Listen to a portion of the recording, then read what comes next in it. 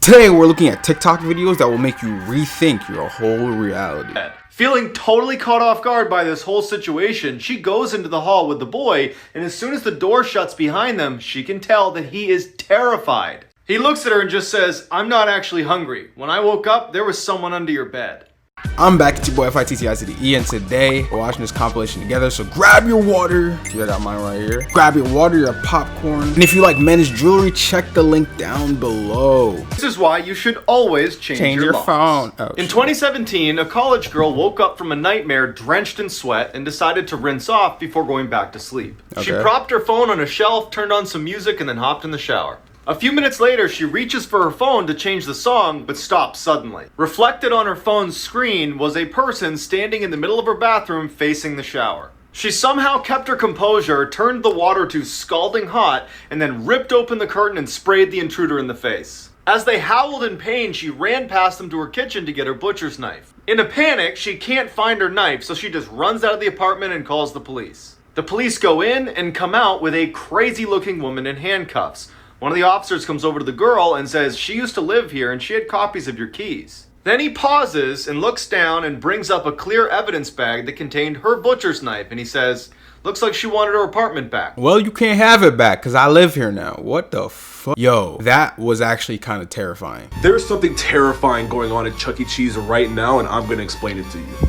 So we all know about the game Five Nights at Freddy's, right? It's a game based around a restaurant that's pretty much like a Chuck E. Cheese where the animatronics come to life and wreak havoc on all the guests there. But what if I told you this was possibly happening in real life right now? Just 2 days ago, 5 children have gone missing inside of a Chuck E. Cheese, and the parents reported a weird smell from the inside of the building. And then just like Five Nights at Freddy's, someone that worked the late night shift actually got killed after hours. Now these are all pretty weird, but here's the kicker right here. Check out this headline. Night shift workers from Chuck E. Cheese claim strange movement from animatronics post hours.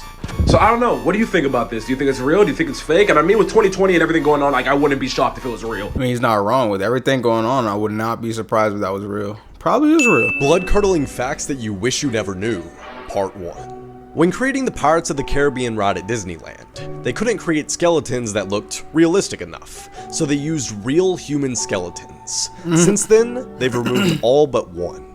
Ducks sometimes become cannibals due to boredom, meaning they kill and eat each other. This behavior begins as early as 4 weeks old. Crocodiles are capable of galloping, similar to a horse. Luckily, alligators cannot. And while we're at it, tarantulas can swim. It's extremely common after you die that there will be extreme gas buildup and you will burp after death. And sometimes dead bodies can even sit up on their own. Also, if a pregnant woman dies, the gas buildup in her body can actually forcefully push a baby out. In other words, a post-mortem baby bazooka. Hearing is the last bodily function to go after one dies, so it's very possible that the last thing you ever hear is the paramedic calling off your CPR. It's actually terrifying. Imagine you just die and then because of all the gas buildup, you start Undertaker just like, resurrect.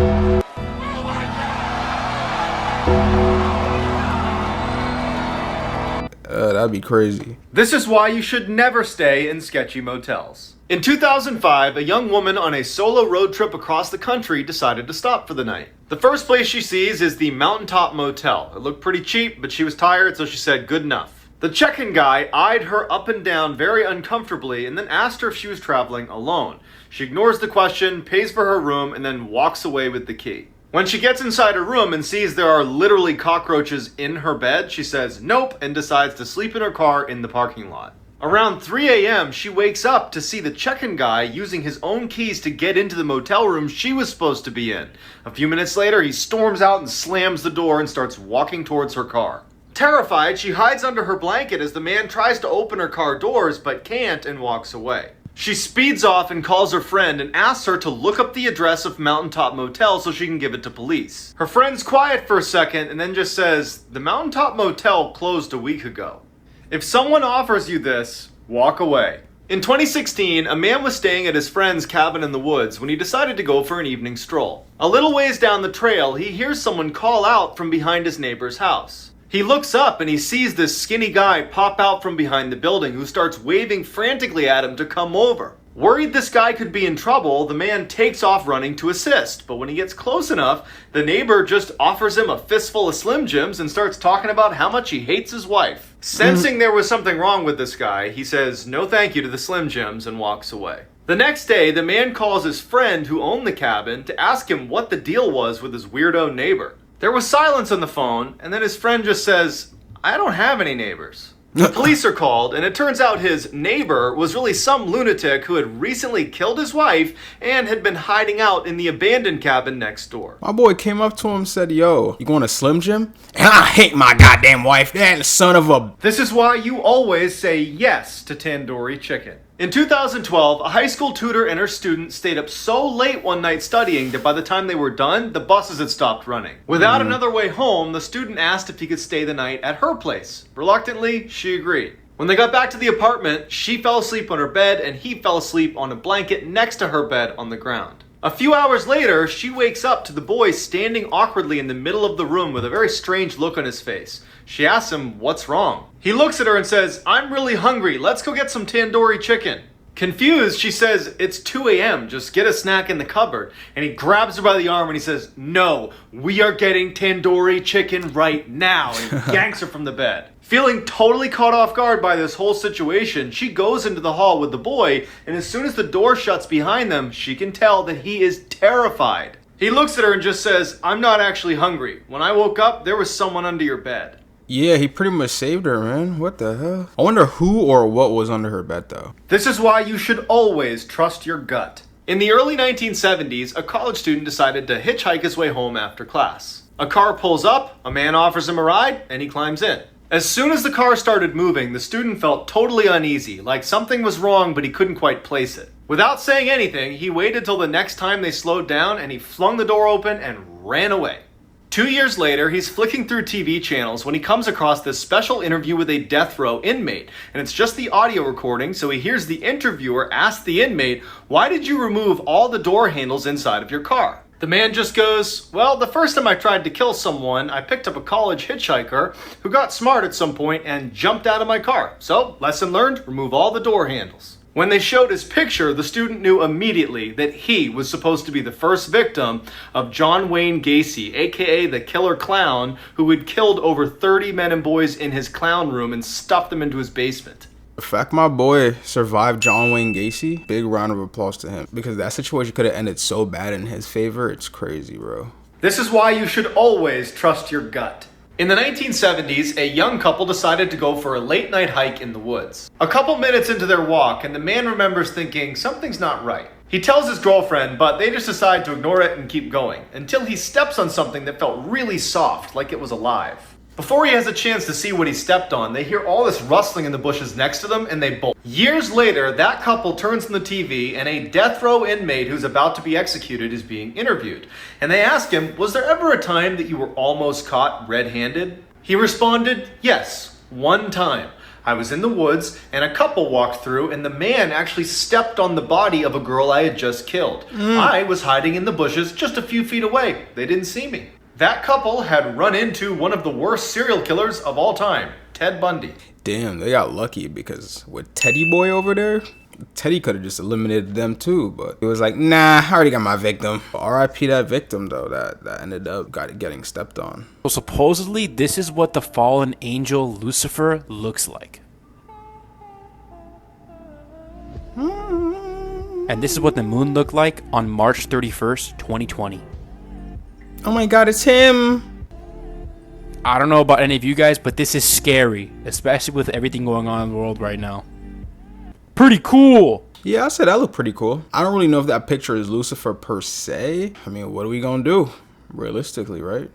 Let this be a reminder that there really are monsters out there. In 2007, a woman living right near a prison in California got home late one night and went right to bed. Around midnight, she woke up to footsteps on her first floor, assumed it was her roommate, so she goes downstairs to say hi. She yells out to her roommate, who doesn't say anything, and then in walks this giant man who she doesn't recognize. She runs upstairs, jumps in her closet into the crawl space, and hides. As she's helplessly tucked away in this little crawl space, trying not to make any sound, all she hears is this giant man sprinting around her house, running into walls, flipping furniture and screaming in frustration because he can't find her. Finally, after several hours, she slowly opens the crawl space back up, crawls out and gets her phone off the nightstand and calls police. As she's telling the police her story, she describes the person who had broken in, and they stop her and say, "Ma'am, go back in the crawl space and stay there. We'll be there as soon as we can."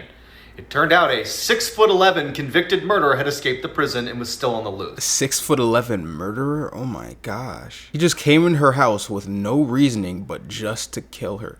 Yo, that's what really confuses me about like some of these criminals. Like, what's the point? You're just doing it just for Playboy? Like what? Nice. What the f...